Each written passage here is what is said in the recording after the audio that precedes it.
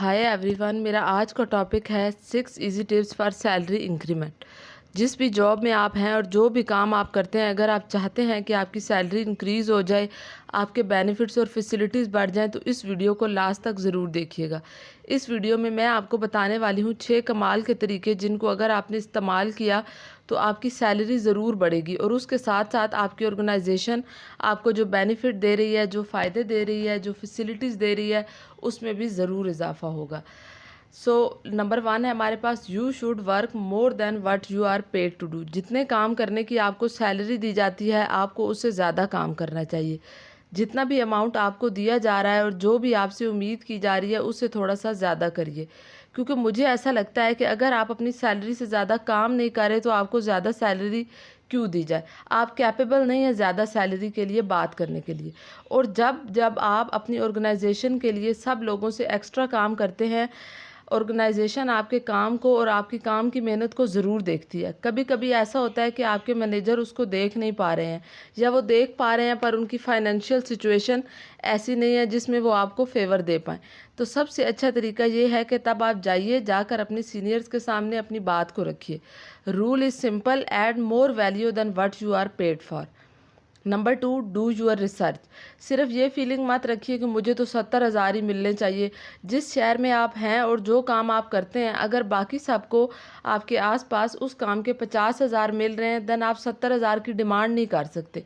आपको अपनी रिसर्च करनी चाहिए। अपने काम के लिए अपनी जॉब के हवाले से देखना चाहिए कि वहाँ क्या पे पैकेजेस हैं, क्या सैलरी इंक्रीमेंट्स के रूल्स हैं। उसके बाद आपकी जब रिसर्च कंप्लीट हो जाएगी, तो फिर आप अपनी सैलरी इंक्रीज़ के लिए बात कर सकते हैं। Number 3, set your priorities. हम अपने दिन के ज़्यादातर घंटे अपने काम पर गुजारते हैं, और अगर हम अपने काम में ही खुश नहीं हैं, अपनी जॉब पर ही खुश नहीं हैं, तो फिर हम ज़िंदगी में कभी खुश नहीं रह सकते।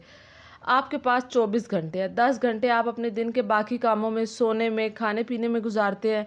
3 से 4 घंटे वैसे गुजर जाते हैं, और 8 से 9 घंटे आप अपने काम पर गुजारते हैं। और अगर आप अपने काम से खुश नहीं हैं, तो आप ज़िंदगी में कभी खुश नहीं रह पाएंगे।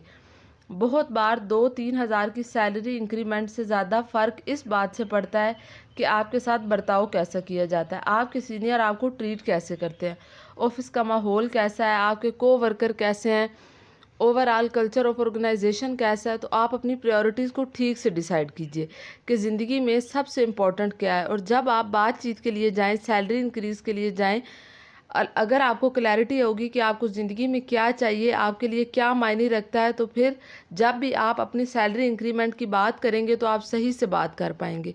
वो ले पाएंगे जो आपको अपनी ज़िंदगी में सच में चाहिए, जिससे आप कामयाबी हासिल कर सकते हैं। नंबर 4 है, choose the right timing. Timing बहुत इंपॉर्टेंट है। अगर आपके ऑफिस में कुछ तनाव चल रहा है, कुछ इंपॉर्टेंट प्रोजेक्ट पे काम हो रहा है, तब अचानक जाकर ऐसी बात मत कीजिए, बल्कि कन्वीनियंट टाइम पे, कन्वीनियंट वक्त पे ये आप बात करेंगे। आप अपने मैनेजर से पहले डिस्कशन का वक्त लेकर जाएं, ताकि वो आपकी बात को ठीक से सुन सकें और आपको बेहतर रिजल्ट इस चीज़ का मिल सके। Number 5, prepare your pitch. अगर आपने शार्क टैंक शो देखा हो, तो हर एक एंटरप्रेन्योर, हर स्टार्टअप अपनी एक पिच बना के आता है कि क्यों उनको फंडिंग मिलनी चाहिए। इसी तरह आपको भी अपनी पिच तैयार करनी चाहिए कि क्यों आपको सैलरी इंक्रीज़ मिलना चाहिए। अपनी तैयारी करके जाइए, अपने नंबर्स पे काम करके जाइए। हाईलाइट करिए कि कहाँ कहाँ आप ऑर्गेनाइजेशन के लिए वैल्यू ऐड कर रहे हैं और कौन कौन से बेनिफिट्स ऑर्गेनाइजेशन को दे रहे हैं, और क्यों आप सैलरी इंक्रीमेंट डिज़र्व करते हैं। अगर आप तैयारी के साथ जाएंगे, अपनी अचीवमेंट्स को हाईलाइट करेंगे, देन ऑटोमेटिकली आपकी बात में वज़न आएगा। वो कहा जाता है कि आवाज़ में वज़न होना इतना ज़रूरी नहीं है जितना ज़रूरी है कि आपके पॉइंट्स में, आपकी बातों में वज़न हो। Number 6, go for discussion and not for blackmailing और थ्रेटनिंग। ये बहुत ज़रूरी है कि वहाँ जाकर ब्लैकमेल मत करिए, थ्रेटनिंग मत करिए।